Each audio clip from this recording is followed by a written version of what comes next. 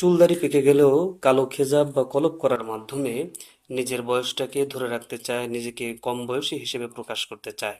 প্রিয় ভাই এবং বোনেরা, এই যে কাজটি আমরা করে থাকি, কালো খেজাব ব্যবহার করা, আল্লাহ রসুল সাল্লাহ আলহিহাল্লাম এটাকে স্পষ্টভাবে হারাম ঘোষণা করেছেন। আল্লাহ রসুল সাল্লাহ সাল্লাম বলেন, আমার উম্মতের মধ্যে শেষ জমানায় একদল লোক আসবে যাদের চুলগুলোকে, দাড়িগুলোকে কবুতরের গলার ন্যায় তারা কালো করবে। অর্থাৎ তারা তাদের সাদা শুভ্র চুলগুলোকে তারা কলব বা খেজাব ব্যবহারের মাধ্যমে তারা কালো করবে এবং নিজেদের বয়স সম্পর্কে অন্যদেরকে ধোঁকা দিবে।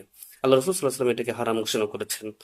মক্কা বিজয়ের সময় হযরতে আবু বকর রাদিয়াল্লাহু তাআলা আনহু-এর পিতাকে যখন তার শুভ্র চুল দাড়ি সহ রাসূলের সামনে যখন হাজির করা হয়, রাসূল সাল্লাল্লাহু আলাইহি ওয়াসাল্লাম বলেন, গায়্যিরু হাযা বিশাইইন ওয়াজতানিবুস সাওদা, যে তোমরা তার চুলটাকে কালার করে দাও, কিন্তু খবরদার কালো রং করা থেকে বিরত থাকো, দূরে থাকো।